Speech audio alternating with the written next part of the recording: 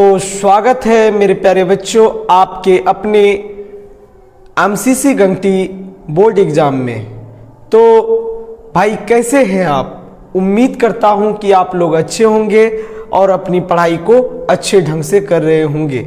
जैसा कि आप लोगों को पता है 3-4 दिन से आपकी क्लास नहीं हो पा रही थी। इसका वजह है मेरा तबीयत खराब होना। तो मेरा तबीयत खराब था जिसके वजह से आप लोगों का क्लास 2-4 दिन से नहीं हो पा रहा था। तो आज हम आप लोगों के लिए फिर से एक नए क्लास लेकर आए हैं जो कि आपका पार्ट 4 तक शायद ख़त्म हो चुका था।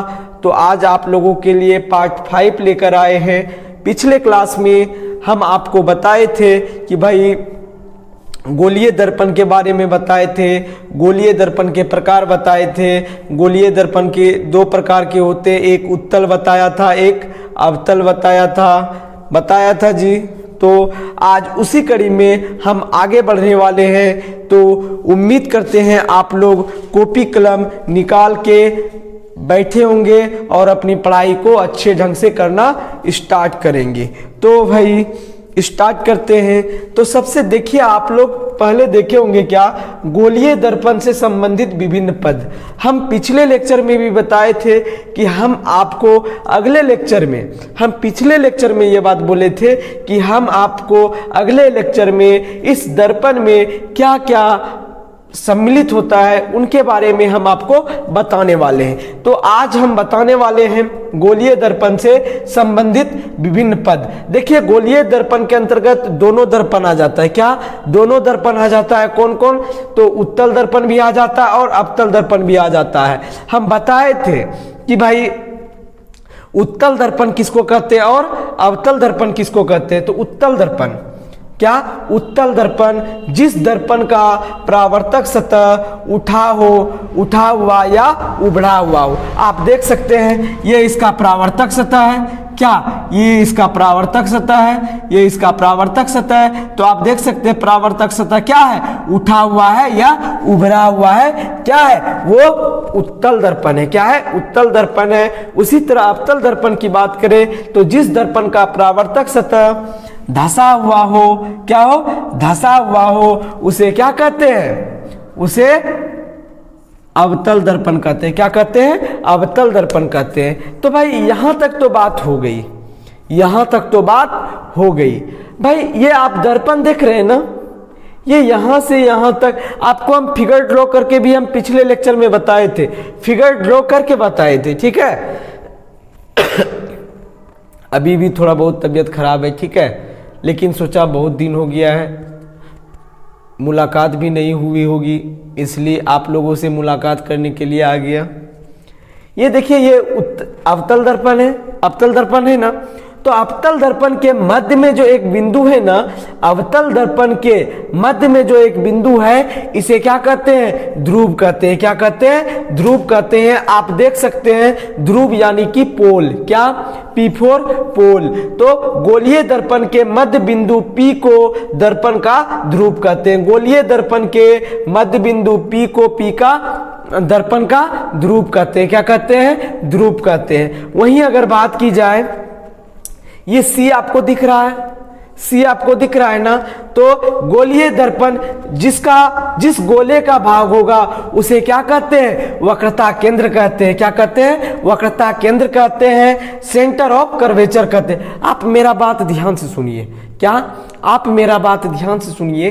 भाई कोई भी मतलब गोला जो है ना, कोई भी गोल जो बनता है वो एक सेंटर मतलब एक केंद्र के कारण ही बनता है ना। एक बिंदु से ही ना गोल बनता है जी एक बिंदु से ही गोल बनता है, यही होता है ना। तो एक बिंदु से जब गोल बनता है, एक बिंदु के कारण ही गोल बनता है। तो सेम टू सेम यहाँ पे जो गोल बना है इसी बिंदु के, इसी केंद्र के कारण बना है। तो इसे क्या कहते हैं? वक्रता केंद्र कहते हैं। देखिए आप वक्रता केंद्र का डिफिनेशन देख लीजिए। गोलीय दर्पण जिस गोले का भाग होता है उस गोले के केंद्र को, केंद्र C को वक्रता केंद्र कहते हैं। केंद्र C को वक्रता केंद्र कहते हैं। क्या महानुभाव यहां तक आपको समझ में आया? क्या आया? मैं आपसे जानना चाहता हूं कि यहां तक आपको बात समझ में आ गया या नहीं आ गया। उम्मीद करते हैं कि आपको यहां तक बात समझ में आ गई होगी। अब आगे बात करते हैं, सुनिए। अब वक्रता त्रिज्या, क्या वक्रता त्रिज्या, आप देख सकते हैं, आप लोग वृत्त में पढ़े भी होंगे, क्या पढ़े भी होंगे। अगर ये सेंटर है तो ये यहां से यहां के बीच की दूरी को क्या कहते हैं, वक्रता त्रिज्या कहते हैं, त्रिज्या कहते हैं ना। तो सेम टू सेम पोल और वक्रता केंद्र के बीच की दूरी को क्या कहते हैं, वक्रता त्रिज्या कहते हैं। क्या कहते हैं, वक्रता त्रिज्या कहते हैं। केंद्रक, वक्रता केंद्र और पोल के बीच के डिस्टेंस को क्या कहते हैं, वक्रता त्रिज्या कहते हैं। यहां तक आपको समझने में कोई भी परेशानी नहीं होगी, क्योंकि ये सिंपल लैंग्वेज में लिखा हुआ है और इसको सिर्फ याद रखिए ना जी, याद रखना है, क्योंकि इसमें कोई समझने वाली बात नहीं थी। ठीक है, अब आगे बात करते हैं, क्या मुख्य अक्ष या प्रधान अक्ष, क्या मुख्य अक्ष या प्रधान अक्ष। दर्पण में ध्रुव और वक्रता केंद्र को मिलाने वाली रेखा को क्या कहते हैं, वक्रता, गोलीय दर्पण में वक्रता केंद्र और ध्रुव को मिलाने वाली रेखा को मुख्य अक्ष या प्रधान अक्ष कहते हैं, मुख्य अक्ष या प्रधान अक्ष कहते हैं। ये गोलीय दर्पण की बात भी हो सकती है, जैसे गोलीय दर्पण में क्या क्या आता है, उत्तल दर्पण आता है, अवतल दर्पण आता है। तो हम दोनों की बात कर रहे हैं, क्या हम दोनों की बात कर रहे हैं। दोनों के लिए एक ही डिफिनेशन होगा, दोनों के लिए डिफिनेशन एक ही होगा। ध्रुव दोनों के लिए है, वक्रता केंद्र दोनों के लिए है, वक्रता त्रिज्या दोनों के लिए है। तो हम दोनों के लिए बात कर रहे हैं। ठीक है, अब आगे बात करते हैं, मुख्य अक्ष या प्रधान अक्ष। बताए ही कि भाई ध्रुव और वक्रता केंद्र को मिलाने वाली रेखा को मुख्य अक्ष या प्रधान अक्ष कहते हैं। क्या आपको यह बात क्लियर हो गई? आप बताइए, क्या आपको बात ये क्लियर हो गई? उम्मीद करते हैं कि आपको यह बात क्लियर हो गई होगी। अब आगे बढ़ते हैं।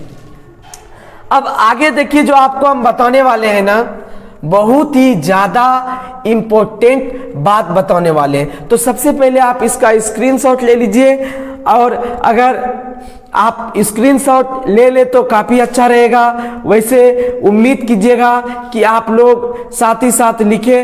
आपको जो अब बताने वाले हैं ना, बहुत ही ज्यादा इंपॉर्टेंट बात बताने वाले हैं। आप लोग पहले इसका स्क्रीनशॉट लीजिए। आप लोग इसका स्क्रीनशॉट ले लिए होंगे। अब मैं इसको मिटाने का प्रयास करूंगा। ठीक है, अब जो आपको बताने वाले हैं ना, वो जितना ज्यादा आप इंपॉर्टेंट सोच सकते हैं उससे कहीं ज्यादा इंपॉर्टेंट है, क्योंकि अब इसी पे तो मतलब खेला है जानो, क्योंकि इसी पे अब खेला होने वाला है।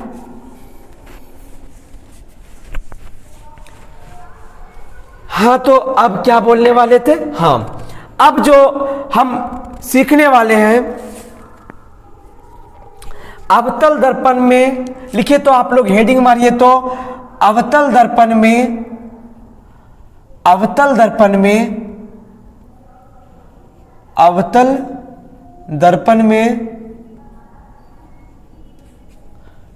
किरण आरेख खींचने के नियम, अवतल दर्पण में किरण आरेख खींचने के नियम,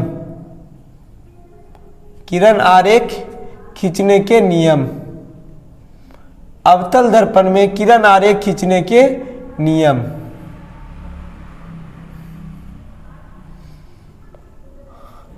आज आपको हम बताने वाले हैं अवतल दर्पण में किरण आरेख खींचने के नियम, और आपको ये बात भी बताने वाले हैं, इसमें जो जो भी पद आएगा हम उन सब के बारे में आज चर्चा करने वाले हैं। तो आप लोग मेरे साथ बने रहिए और अपनी पढ़ाई को अच्छे ढंग से कीजिए। तो हम सबसे पहले जो है अवतल दर्पण बनाते हैं, अवतल दर्पण बनाते हैं। ठीक है,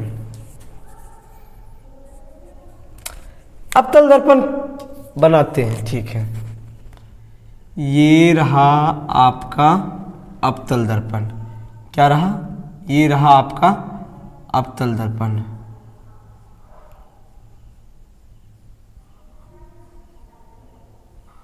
अवतल दर्पण इसी तरह बनता है, जिस दर्पण का परावर्तक सतह धंसा हो वो अवतल दर्पण होता है। ठीक है, यहाँ तक तो आपको क्लियर हो गया होगा।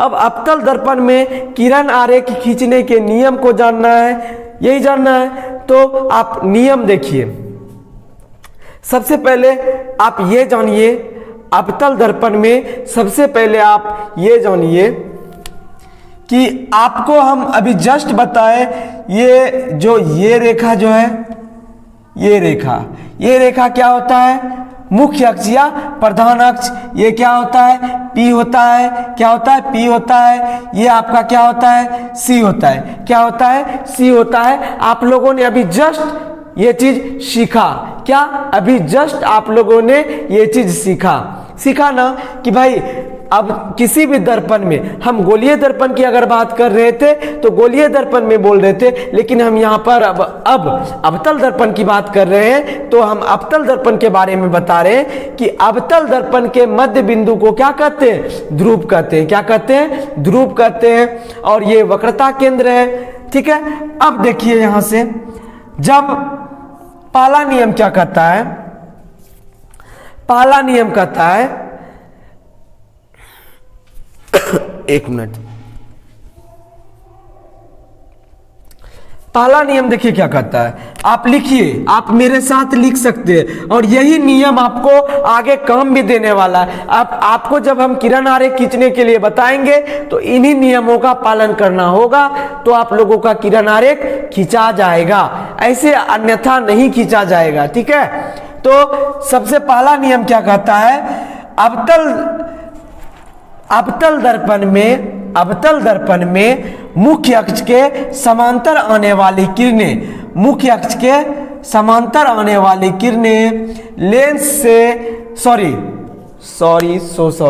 अब दर्पण है तो मुख्य अक्ष के समांतर आने वाली किरणें दर्पण से परावर्तन के बाद मुख्य अक्ष के दर्पण से परावर्तन के बाद मुख्य अक्ष के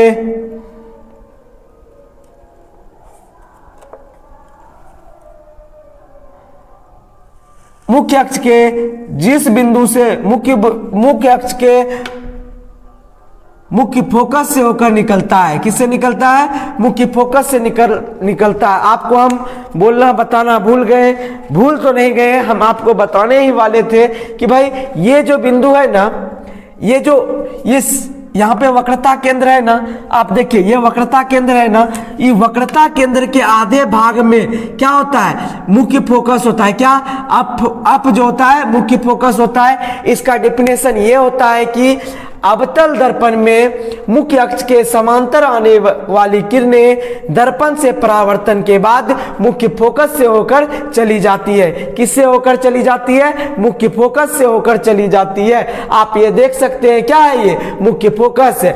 आपको क्या बोलते हैं, मुख्य फोकस बोलते हैं। आप लिखिए, पहला नियम लिखिए, क्या पहला नियम लिखिए कि अवतल दर्पण में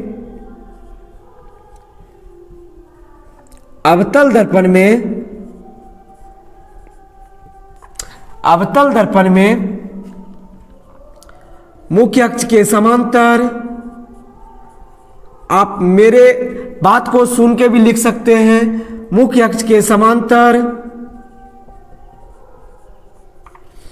आने वाली किरणें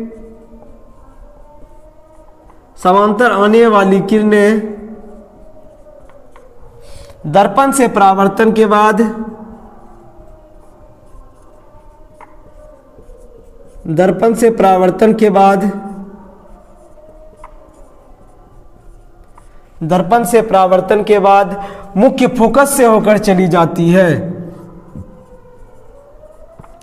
मुख्य फोकस एफ से होकर चली जाती है। मुख्य फोकस एफ से होकर चली जाती है।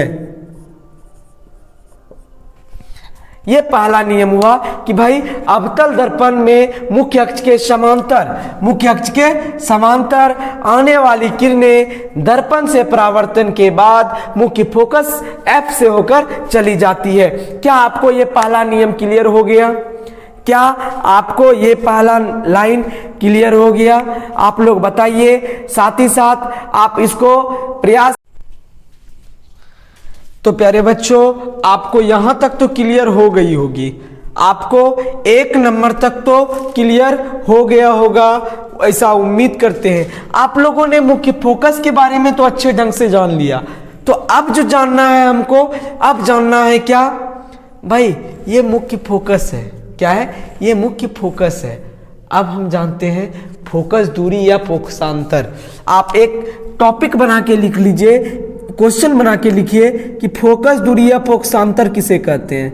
फोकस दूरी या फोकसांतर किसे कहते हैं? फोकस दूरी या फोकसांतर, फोकस दूरी या फोकसांतर किसे कहते हैं? आप इसको देखिए क्या होगा।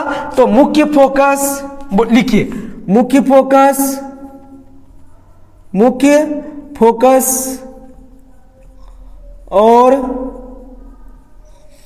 ध्रुव के बीच की दूरी को,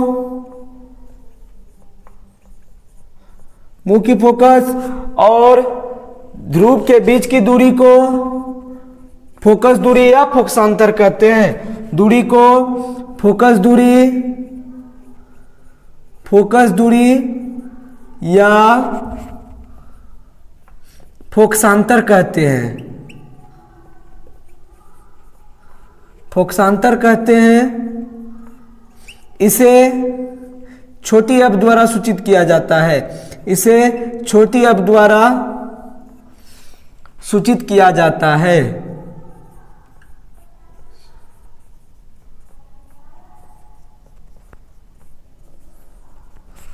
तो मुख्य फोकस और ध्रुव के बीच की दूरी को फोकस दूरी या फोकसांतर कहते हैं। इसे छोटी अप द्वारा सूचित किया जाता है।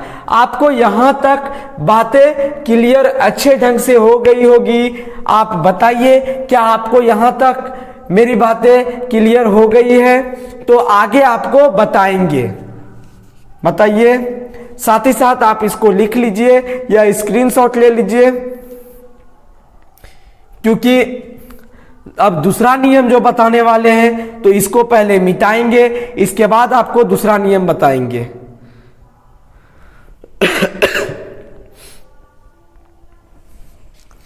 अब देखिए,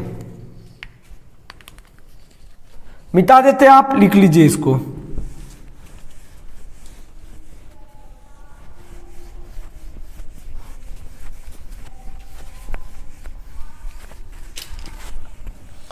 आप लोगों ने जान लिया कि भाई फोकस दूरी किसे कहते हैं, आप लोगों ने जान लिया फोकस दूरी या फोकसांतर किसे कहते हैं। ठीक है, अब आपको जानना है क्या कि भाई मुख्य, अब जो ये तो मुख्य अक्ष के समांतर आ रहा था ना, अब जो भेजना है ना मुख्य फोकस से होकर भेजना है। अगर मुख्य फोकस से होकर कोई किरण जाती है तो दर्पण से परावर्तन के बाद मुख्य अक्ष के समांतर लौट जाती है। क्या? मुख्य अक्ष के समांतर लौट जाती है। ये दूसरा नियम है। क्या है? ये दूसरा नियम है। आप लोग दूसरा नियम को नोट कीजिए तो कि अवतल दर्पण में मुख्य फोकस से होकर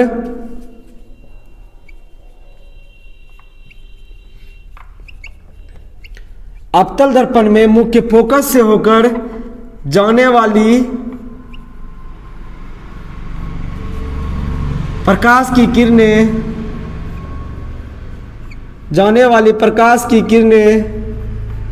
दर्पण से परावर्तन के बाद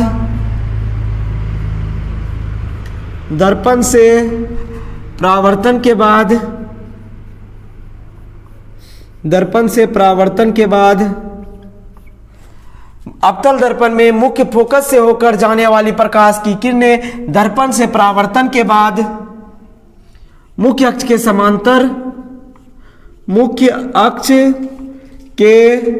समांतर लौट जाती है। क्या होती है? समांतर लौट जाती है। अवतल दर्पण में मुख्य फोकस से होकर जाने वाली किरणें दर्पण से परावर्तन के बाद मुख्य अक्ष के समांतर, ये मुख्य अक्ष है, इसी के समांतर क्या होता है? लौट जाता है। ये आपका क्या हुआ?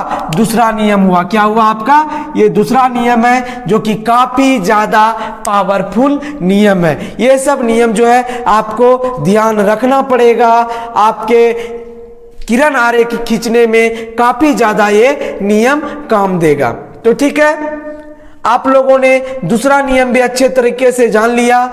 साथ ही साथ अब तीसरे नियम की बात भी कर लेते हैं कि भाई तीसरा नियम देखिए, तीसरा नियम की बात करना है तो हम तीसरे नियम को भी इसी मिटाते नहीं है, हम इसी में आपको बता देते हैं। ठीक है,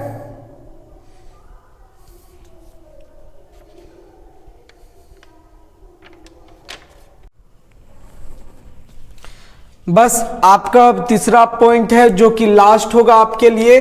तीसरा देखिए, जब वक्रता केंद्र से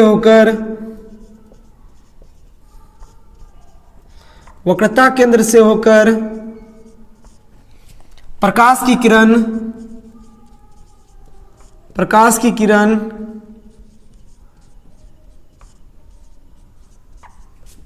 गुजरती है तो दर्पण से परावर्तन के बाद पुनः उसी पथ पर लौट जाती है। क्या होती है? लौट जाती है। आप देख सकते हैं, वक्रता केंद्र से होकर जाने वाली किरणें दर्पण से परावर्तन के बाद उसी पथ पर क्या होती है? लौट जाती है। उसी पथ पर लौट जाती है। तो ये तीनों जो है आपका क्या था? प्रकाश के परावर्तन का नियम था। सॉरी, ये अवतल दर्पण में किरण आरेख खींचने का नियम था। अब जो आपको हम एक बात बताना चाहते हैं, आपके लिए जो कल क्लास होने वाली है वो काफी ज्यादा इंपॉर्टेंट होने वाली है। जो आपके बोर्ड एग्जाम में 5 नंबर का क्वेश्चन उससे पूछा ही जाता है हर साल, एक ना एक 2 साल बाद, हर वक्त हुआ नहीं कि वो क्वेश्चन बहुत ज्यादा इंपॉर्टेंट है आप लोगों के लिए। तो कल आप लोगों के लिए को सिद्ध करवाने वाले हैं अब बराबर r/2, यानी कि अवतल दर्पण में वक्रता केंद्र यानी कि वक्रता त्रिज्या जो है, ये यहां से यहां तक वक्रता त्रिज्या जो है मुख्य के फोकस दूरी के दुगुना होता है। तो हम आपको कल ये चीज प्रूफ करवाने वाले हैं। तो आप लोग क्लास को कल अब्सेंट नहीं कीजिएगा, साथ ही साथ अच्छे ढंग से क्लास को कवर कीजिएगा। आपको ये कवर करना बहुत ज्यादा जरूरी है, क्योंकि किरण आरेख खींचने यानी कि इस चैप्टर में अब जो भी आने वाला है ना, सब इसी से रिलेट करेगा। किससे रिलेट करेगा? इसी से रिलेट करेगा। तो बहुत बहुत धन्यवाद कि आप लोगों ने इस क्लास को इतना भयानक बनाया और अच्छे ढंग से आप लोगों ने पढ़ाई भी किया। तो आप लोग अच्छे ढंग से पढ़ाई लिखाई कीजिए और साथ ही साथ रिवीजन मारते जाइए, क्योंकि रिवीजन भी करना जरूरी है भाई, नहीं तो इसी तरह क्लास करते जाओगे साथ ही साथ पोथी बन जाएगा, कुछ होने वाला नहीं है उससे। तो आप लोग साथ ही साथ इसका रिवीजन करते जाइएगा। तो उम्मीद करते हैं कि आप लोगों को क्लास बहुत अच्छे ढंग से समझ में आया होगा और आप लोगों ने अच्छे ढंग से समझा भी होगा। तो आज के लिए इतना ही, अब मिलते हैं नेक्स्ट क्लास में। तो आज के लिए बाय बाय, धन्यवाद।